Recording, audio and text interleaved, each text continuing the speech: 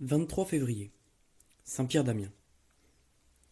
Pierre naquit vers l'an 988, à Ravenne, d'une famille jadis opulente, mais tombée alors dans un état voisin de la misère. Il était le 6e ou le 7e enfant. Un de ses frères, adolescent, s'écria: « Il ne manquait plus que ce malheur. Faut-il donc tant d'héritiers pour un si maigre héritage ?» À ces mots, la mère désemparée repoussa le nouveau-né et refusa de l'allaiter. Une femme du voisinage, entrant, vit cette scène de douleur et cet abandon. « Quoi ? Dit-elle à la mère. Une chrétienne doit-elle agir ainsi ? Les tigresses et les lionnes ne laissent pas leurs petits mourir de faim. Et nous, créés à l'image de Dieu, nous abandonnerions le fils de nos entrailles. Cet enfant que l'on rejette sera peut-être un jour l'honneur de sa famille. » Tout en parlant de la sorte, elle avait pris le déshérité dans ses bras. Elle lava soigneusement ses petits membres à l'eau tiède et les enveloppa de linge chaud. Les couleurs revinrent sur le visage de l'enfant. Elle le présenta à la mère, qui le combla des plus tendres caresses. 5 ans plus tard, le père et la mère vinrent à mourir.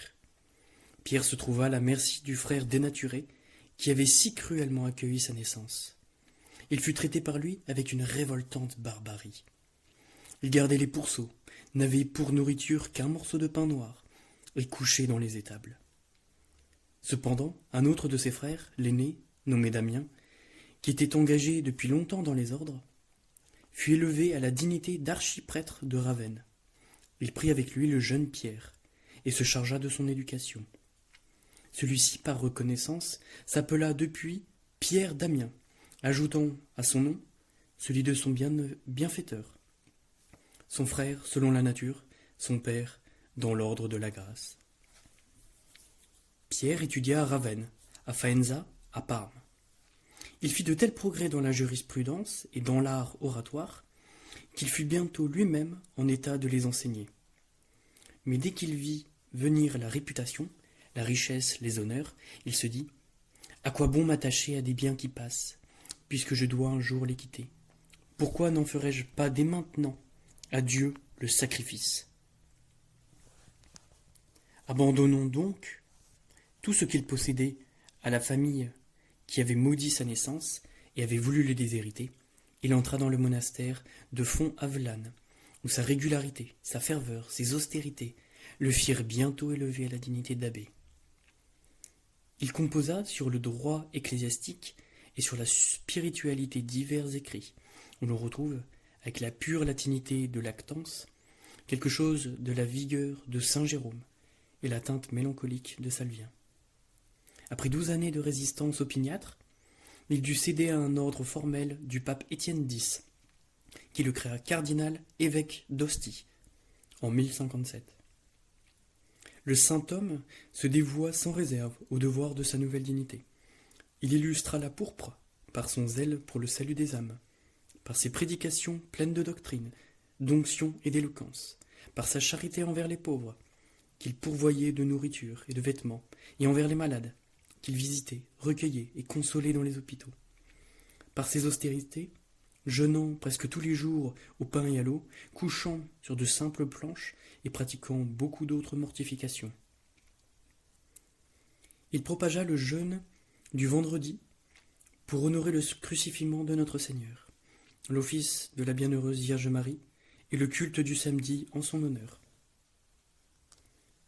Envoyé en qualité de légat à Milan en 1059, pour rétablir l'obéissance au Saint-Siège et à la discipline ecclésiastique, il rencontra des difficultés dont sa sainteté et son talent pouvaient seuls triompher. Dès le lendemain de son arrivée, une émeute éclata dans la cité. 100 000 voix, dit-il, demandaient sa tête. Il se présenta à cette foule, irrité, lui rappela les exemples de ses ancêtres dans la foi, et surtout ces paroles de saint Ambroise: « La sainte Église romaine est notre mère et notre maîtresse. Je me fais gloire de suivre ses enseignements. » À mesure qu'il parlait, l'effervescence populaire se calmait. Des applaudissements unanimes saluèrent à la fin de son discours. Dès lors, il put accomplir sa mission avec un plein succès. Peu de temps après, il obtint la permission de rentrer dans le désert de Font-Avalance, où il avait résolu de vivre le reste de ses jours en simple religieux.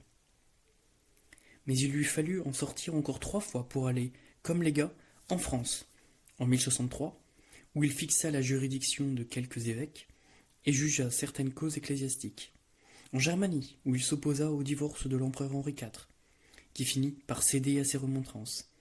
Enfin, à Ravenne, sa ville natale, déchirée par un schisme, qu'il eut le bonheur d'éteindre, en 1071.